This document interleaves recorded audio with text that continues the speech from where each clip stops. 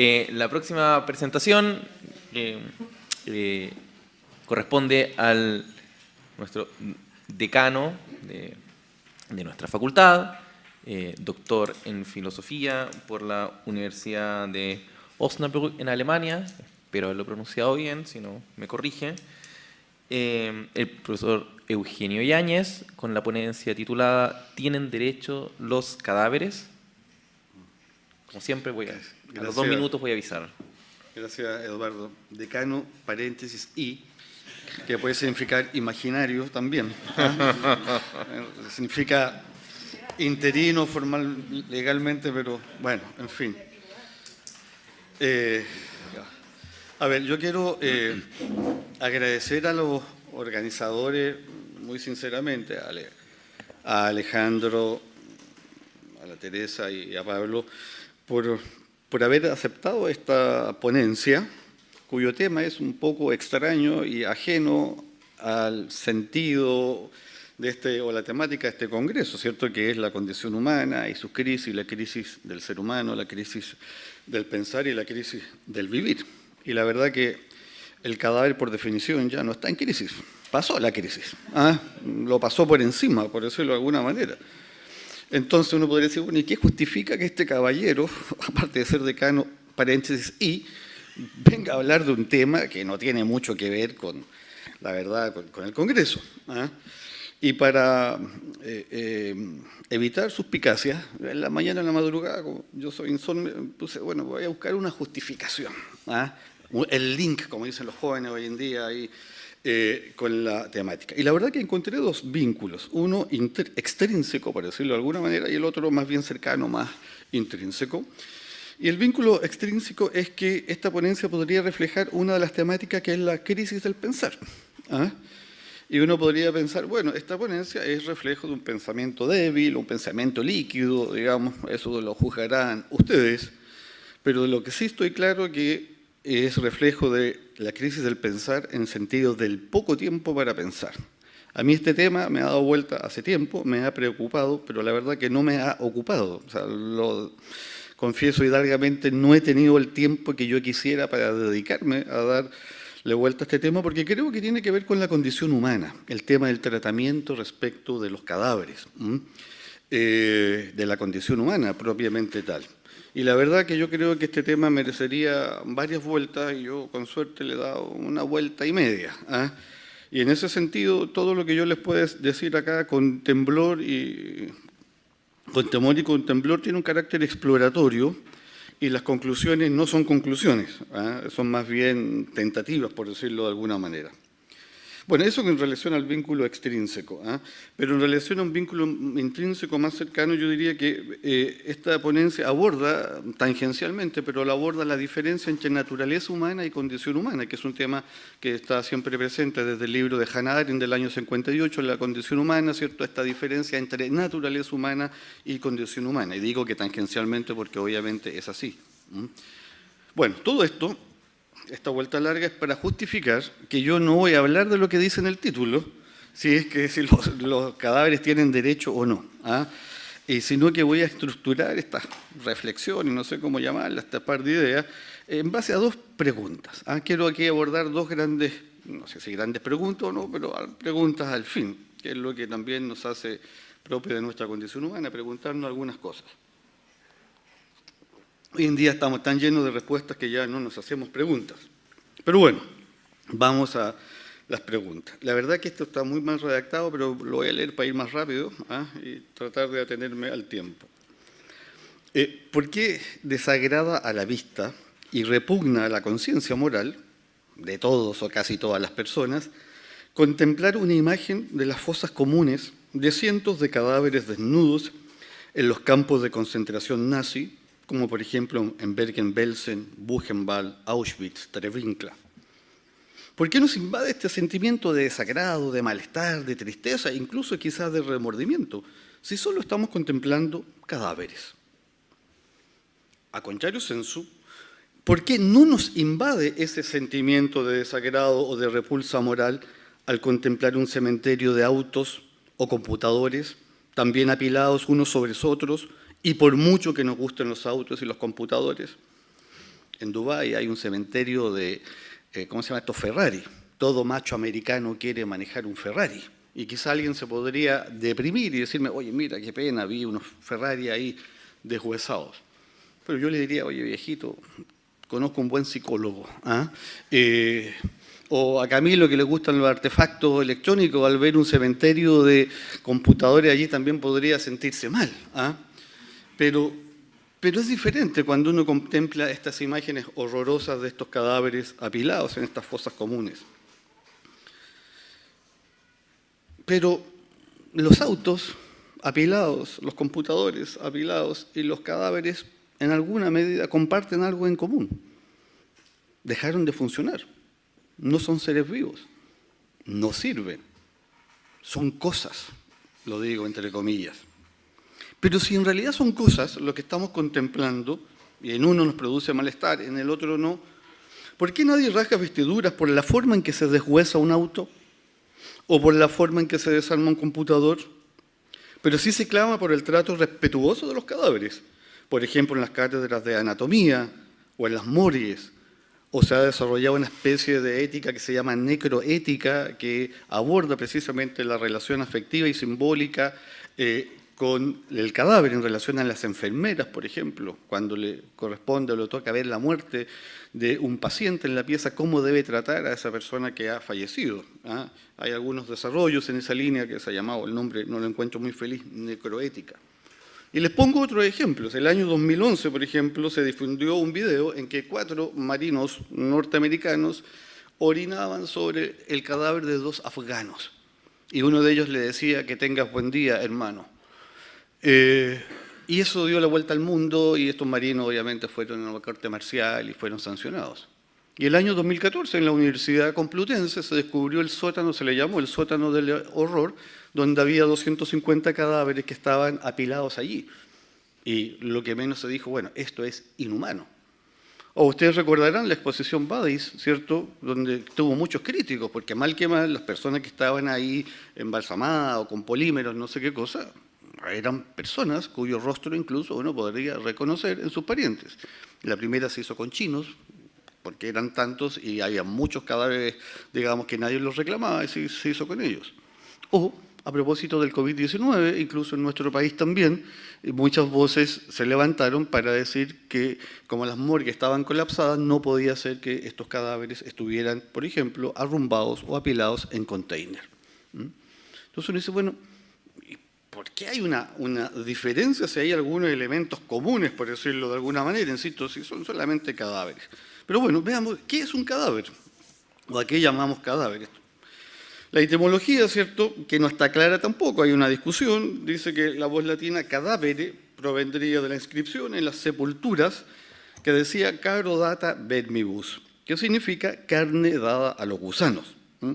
Y esta, entonces, expresión habría sido el acrónimo de cadáver. Pero otras fuentes dicen que la voz latina, cadávere, tiene relación con el verbo cadere, que significa caer. Y en el sentido metafísico es, bueno, caer hacia la caída definitiva. Ahora, cuando estamos en presencia de un cadáver humano, llamamos cadáver al cuerpo sin vida, inanimado de una persona humana. Un cadáver es, en consecuencia, un cuerpo donde los signos vitales han extinguido. No hay respiración, el corazón ya no late, el electroencefalograma es plano, hay ausencia de reflejos del tronco encefálico. Filosóficamente diríamos que el alma abandonó el cuerpo, pues la muerte es precisamente eso, la separación entre el cuerpo y el alma. Ahora aquí hay un problema, porque hoy en día, o sea, hace tiempo ya, y aquí Alejandro me corregirá, ¿cierto?, se ha acuñado la expresión del cadáver caliente, que tiene que ver con aquella persona que, comillas, el alma no ha abandonado el cuerpo, esa es la persona que está con muerte encefálica o muerte cerebral. ¿Es ese realmente un cadáver? Algunos dirán, no, no es un cadáver porque todavía tiene temperatura, le crece el pelo, las uñas, está vivo, pero no puede hacer nada más. Entonces se llegó con esta solución híbrida de hablar de un cadáver caliente, pero que es susceptible de donar órganos vitales. Yo acá un poco excluyo esa figura compleja, o sea, hoy día creo yo, ya no es tan claro saber cuándo se muere. Lo que antes era obvio, hoy día ya no es obvio, y por eso es que se acuñó con este comité ad hoc de la Universidad de Harvard esta idea de la muerte cerebral. Pero bueno, eso nos llevaría por otros caminos. Ahora, y este ser que llamamos cadáver, ¿Es un ser digno y por lo tanto sujeto de derechos? Aunque no existe acuerdo ni sobre la forma ni el fondo, mucho se ha escrito y debatido sobre la dignidad humana, sobre la persona y sobre sus derechos. Pero en lo que sí parece haber consenso es en admitir que estos últimos, o sea, los derechos, desaparecen con la muerte de su portador o de su titular, pues es el sujeto de dichos derechos y no su cadáver. Más aún, la expresión dignidad del cadáver repugna a algunos porque desde un punto de vista lingüístico parece ser un oxímoron. Dignidad y cadáver parecen ser términos que se excluyen mutuamente. No basta en consecuencia con constatar la presencia de una costumbre ancestral que nos obliga moralmente y a veces legalmente a tratar con cierto respeto al cadáver humano. Pero la pregunta nuevamente es ¿por qué tratar con respeto a ese, comillas, algo que aparentemente carece de dignidad y por extensión de derechos? Y aquí doy un primer esbozo de respuesta, y no es más que eso, un esbozo. El cadáver de una persona no es solo materia inerte, tampoco es una cosa de la cual se puede disponer arbitrariamente. Aunque sea un cuerpo sin vida, este representa todavía, por ejemplo, a un ser querido que todavía persiste en la memoria y que incluso puede ser reconocible físicamente. El cadáver es todavía, en parte, esa persona. El cuerpo refleja todavía un residuo, si se pudiese decir así, de esa personalidad. Aunque ha dejado de pertenecer a la especie humana, mantiene características humanas. Y en sentido propio la persona no tiene cuerpo, sino que es cuerpo. La corporeidad es la condición ontológica que posibilita la vida como cualidad fundamentalísima del ser humano. En consecuencia, no estamos en presencia de un mero cuerpo. Los hebreos lo designaban con el vocablo basar, que significa cuerpo o carne animado por un alma. El griego bíblico, Antiguo y Nuevo Testamento, esta noción aparece como sarx, y después se mantiene con la voz soma. El cuerpo concebido como soma designa una unidad orgánica, signo principal de algo portentoso. En tal sentido, el cuerpo humano es el cuerpo y el signo por antonomasia. En latín, la palabra corpus es la sustancia material, orgánica, la unidad o conjunto de un todo organizado, lo esencial o sustantivo de algo, la persona o el individuo.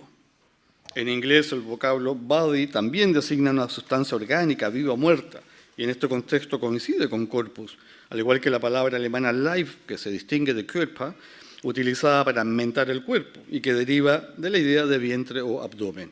En este sentido, ¿cierto?, se ubica en la misma línea anteriores. Y obviamente, huelga el comentario, esto no es aplicable a un auto por mucho que tenga una orgánica o no es aplicable a un computador. Y desde el punto de vista jurídico, para un poco hacerle un guiño al título de esta ponencia, ¿es sujeto de derechos o no el cadáver? Acá hay una discusión entre los especialistas, algunos dicen que no, el señor Feinberg dice que bajo ningún punto de vista, otro señor Rosenblatt dice que sí, mire.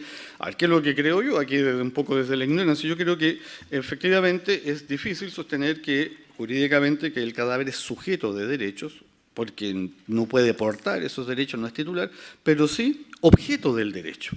¿Y qué significa objeto del derecho? Que es objeto de protección, de amparo. Eso sí lo tiene que hacer. Y generalmente la ley reconoce que el cadáver es objeto de protección. Y simplemente lo menciono rápidamente. El derecho a respetar el testamento. El testamento tiene que ser respetado, me guste o no me guste. El derecho a ser sepultado en un lugar digno establecido por la ley. También eso es un derecho, una protección al cadáver. El respeto al honor y la honra y el derecho a la propia imagen. Después de muerto nadie tiene derecho a, por ejemplo, injuriar o calumniar a esa persona. Y obviamente esto deriva en consecuencias prácticas que simplemente las menciono. El deber de los familiares, por ejemplo, de darle una sepultura a ese cuerpo. El deber del Estado, por ejemplo, de mantener la voluntad de la persona. Aquí hay la discusión del testamento en vida para personas en estado vegetal o muerte cerebral, que si ellas han decidido, digamos, que sean eutanasiadas, el Estado no puede saltarse esa voluntad, etcétera, etcétera. Y tampoco lo voy a mencionar, lo voy a desarrollar, pero sobre todo para el personal médico, sanitario y forense se aplican una serie de consecuencias prácticas, que sería muy larga de enumerar. Vamos ahora a la segunda pregunta para ir terminando. Entonces, reconozcamos que el cadáver no es un mero algo, no es simplemente una cosa, sino que hay un estatuto ontológico y diferente a estos 8 artefactos. No es un artefacto el cadáver. Es decir, yo diría tiene una dignidad derivada, por decirlo de alguna manera. Hay una dignidad allí que está presente porque de una u otra manera el cadáver sigue perteneciendo a una suerte de comunidad moral. Hay una identidad narrativa, hay una memoria vivida. Aquí el recuerdo yo creo que juega un rol fundamental. Cuando uno, a los que nos ha tocado estar al lado del cadáver de nuestro padre o nuestra madre, no es solamente el cadáver el que está allí, es nuestra madre que está allí, es nuestro padre el que se encuentra allí. Y el recuerdo yo creo que es inevitable, aflora naturalmente, ¿cierto? El recuerdo opera como un cierto vínculo que no es fácil de romper. Yo creo que ese es el elemento que, aunque sea derivado, uno no lo podría eliminar. Pero ahora bien, ¿pero cuál es la causa profunda, sí que existe, de que tratemos al cadáver con respeto, que le reconozcamos esa dignidad, aunque derivada? Hemos visto hasta acá que el cadáver de una persona es objeto de respeto y de protección jurídica. Pero ¿en qué se fundamentan esos derechos y esa dignidad? ¿Obedece solo a una costumbre ancestral o obedece a algo más profundo? A mi juicio, comillas, esta costumbre de respetar al cadáver se fundamenta en el reconocimiento de una dignidad que naturalmente no es intrínseca, sino derivada en el sentido de que ese cuerpo sin vida es el cuerpo de una persona. O sea, todavía refleja en parte, materialmente, morfológicamente, su ser personal. Es todavía en parte esa persona, de su historia, de su memoria vivida. Acá el recuerdo juega un rol importante en el sentido de que no podemos desligarnos de ese ser que fue alguien, padre, madre, hermano, amigo, etc. Y aunque el cadáver posee una dignidad débil y analógica o un estatus de cuasi humano, estamos en presencia de algo que es más que un algo. En efecto, pasamos de un alguien a un algo, pero del cual no podemos disponer arbitrariamente. Además, porque no son objeto de nuestra propiedad. Ni los familiares, ni los herederos o amigos más íntimos tienen derecho alguno sobre su cuerpo. El cadáver debe velarse y es responsabilidad de los parientes que por lazos afectivos, respeto e incluso piedad están obligados a honrar su cadáver, el cual posteriormente debe ser inhumado en un sepulcro o incinerado si fue su voluntad. Y acá en las antiguas civilizaciones, no voy a abundar en ello, ¿cierto?, cómo se honraban a los cadáveres. Tratar con respeto a un cadáver no es entonces una concesión graciosa, sino el reconocimiento de esa dignidad derivada de un ser que todavía pertenece a la comunidad moral. La repulsión que nos puede causar las fosas comunes ya mencionadas tiene una causa entonces más profunda que la mera sensibilidad que se hace costumbre, una causa más profunda que un mero habitar en el mundo. Yo no creo que sea un hecho que obedece a la sensibilidad propia de la condición humana. No es solo la dimensión sensible de nuestra condición, sino, esto es lo que yo al menos creo y tendría, como digo, que darle más vuelta, es la expresión propia de una naturaleza humana. Al respetar al cadáver le damos lo que le corresponde, no le concedemos nada que no le corresponda. Y eso no solamente tiene que ver, bueno, la verdad que a mí se me quedó no sé dónde la conclusión, así que aquí voy a tratar de recordar lo que como a las 6 de la mañana se me había ocurrido, pero me quedan 2 minutos además. O sea, yo diría, a ver, esto es obvio, ¿cierto? La cultura se expresa en costumbres, pero no toda costumbre es cultura. Acá recordemos esa fantástica pieza magistral del Papa Juan Pablo II, el discurso en la UNESCO del 2 de junio de 1980, que es su discurso sobre la cultura, donde el Papa dice la cultura es ese modo concreto, específico del ser y del obrar humano. Y el Papa dice todo lo que hace que el hombre sea más hombre es cultura. Entonces yo creo que a veces nosotros confundimos muy fácilmente costumbres con cultura. Yo creo que el respeto al cadáver es precisamente un hecho de cultura, no un hecho de la condición humana, no la excluye, pero yo creo que es mucho más profundo, es reconocer que allí simplemente hay algo. Y en ese sentido, con esto también, y con eso termino, yo creo que este reconocimiento que existe en todas las culturas de respeto a los cadáveres, no hay muerto malo. O sea, nosotros sabemos que por muy malo que haya sido el caballero, nadie lo pela en el discurso final, cuando lo estamos enterrando. Esta especie de respeto que hay por los cadáveres y todo lo que ello implica, yo creo que es un signo de esperanza en este congreso que hemos hablado sobre las crisis, un signo de esperanza de que el alma humana yo creo que no está muerta. Y aquí parafraseando ese estribillo de esa famosa cumbia colombiana, ¿cierto?, de la década de los 70. Yo creo que el alma humana no está muerta, solo andaba de parranda. O si queremos con Giacomonti, ¿cierto?, no está muerta, solo está dormida. ¿Ah? Ven lo viejo que soy, que me acuerdo de esas canciones. Yo creo que este congreso es una forma también de despertar esa alma humana que se encuentra, no sé si de parranda para algunos y dormida para otros. Muchas gracias y perdonen lo poco, como se dice en el campo.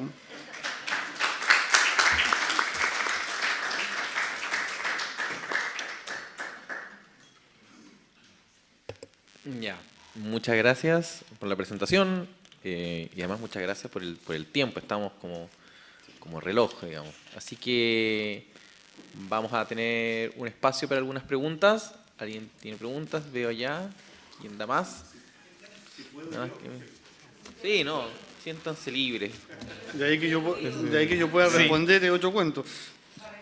Sí, muchas gracias. No, aludido también por la tecnología y curiosamente uno de los temas a mí que me fascina y que siempre trato en clase es el tema de la muerte y de los cadáveres. De hecho, en antropología nos damos el tiempo de leer, por ejemplo, Antígona, que es justamente un tema que tiene una relación muy grande con esto. Discutimos con los alumnos Antígona, llegamos un poco a las conclusiones. Yo supongo que la mayor parte de los alumnos están medio de acuerdo con el argumento de Antígona y lo que pasa con su hermano. Y seguidamente hubo una contingencia muy interesante la última vez que di el ramo antropología porque quedó el tema de Baquedano. Entonces yo puse la imagen de la estatua de Baquedano. Y los alumnos igual quedaron con una especie de tensión, porque obviamente estaba todo este tema de tirarle pintura a la estatua de Baquedano, todo eso. Habían aceptado más o menos esta relación de dignidad y el cuerpo de una persona, el cuerpo de un familiar, objeto de derecho, etc. Pero al final quedó abierta un poco la pregunta, ¿qué hacemos con las estatuas? ¿Qué hacemos con los símbolos de personas que murieron? Porque ciertamente no es el cadáver, ciertamente estamos ante otro objeto cuya relación con su dignidad, claro, no es del mismo nivel. Y usted ya comentaba que en el cadáver ya hay una cierta laxitud con esta relación de la dignidad de la persona humana, pero hay algo ahí. Pero ¿qué pasa con la estatua? ¿Qué hacemos con ella? Porque la estatua, de cierto modo, quizá tampoco el cadáver, pero también, de cierto modo, es un vestigio, es una memoria, y que uno podría decirle tiene una relación con, por ejemplo, la que tiene el contrato, de que nosotros respetamos el contrato como una especie de voluntad de la persona que se fue en cuanto a que tiene una dignidad. La estatua también representa un poco eso, y salió el tema de los símbolos, y también empezamos a discutir que, claro, ¿qué necesidad entonces está también del Museo de la Memoria, por ejemplo, de aquellos que no tienen un cuerpo, de aquel cadáver que no se encontró? Que fue una discusión muy contingente y que creo que, no sé si usted puede iluminar un poco a raíz de lo que hablamos, ese ya sector que es todavía un poquito más oscuro, de donde ya no está el cadáver, no está no solo la persona, sino que no está el cadáver, que además está el símbolo, la estatua, la figura o la fotografía de aquellas personas que se fueron. No sé si me puede iluminar algo, porque la verdad que no es como otra arista, por decirlo de alguna manera. Ahora, una escultura es un símbolo que representa algo o a alguien, ¿cierto?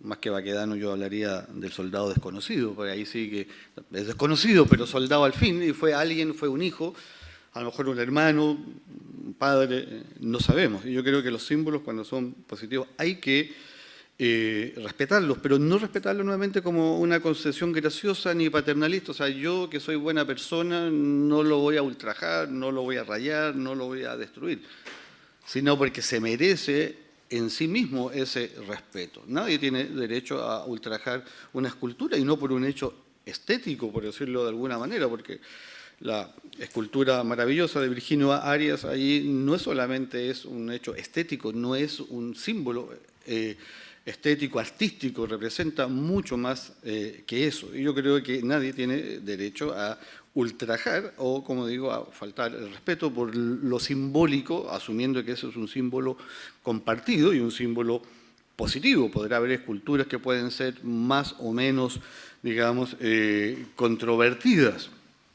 Yo recuerdo hace muchos años haber pasado por la ciudad, por la Karl-Marx-Stadt, y la Karl-Marx-Stadt había dos esculturas de Karl Marx que estaban en el suelo después de la caída del muro, etcétera, etcétera, y ya eran casi objeto de turismo ir a ver el gigantesco busto de Marx allí. Pero bueno, pero acá es un símbolo positivo. Ahora, ¿qué pasa si no está el cuerpo? Los juristas se devanan los sesos con eso, ¿eh? porque si no hay habeas corpus, ¿qué es lo que hay? Entonces, yo ahí, desde el punto de vista jurídico, no sabría qué responder.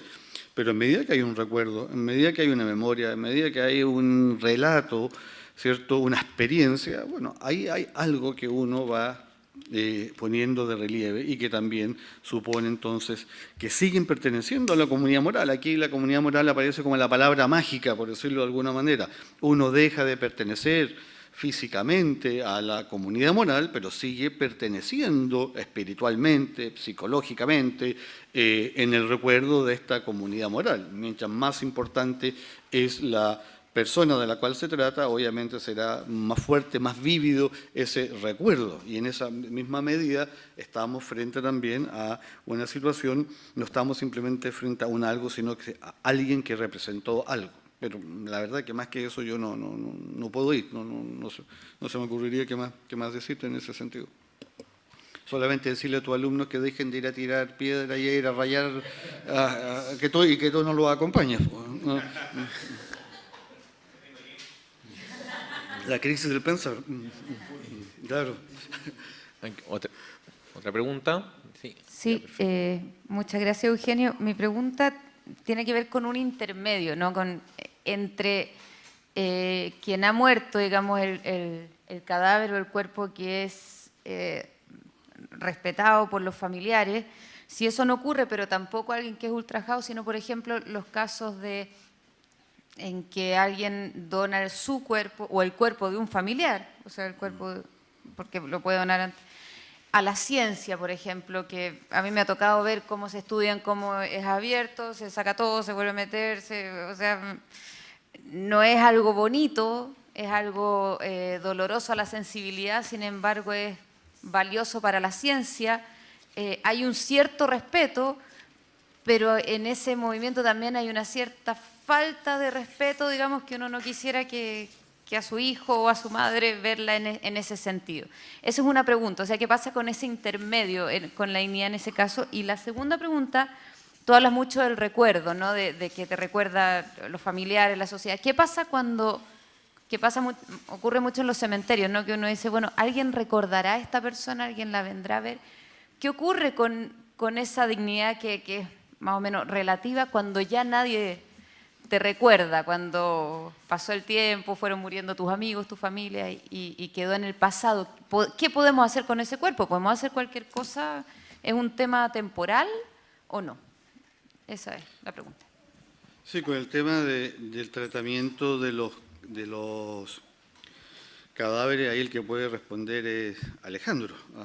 Yo estudié en colegio jesuita y lo único que aprendí fue que me decían, si te hacen una pregunta que tú no puedes responder, responde con otra pregunta. Pero acá hay una derivada que el experto responda. Yo tengo entendido, ahí Alejandro me corregirá, que Hidrófilus fue el primero que disectó un cuerpo en Grecia.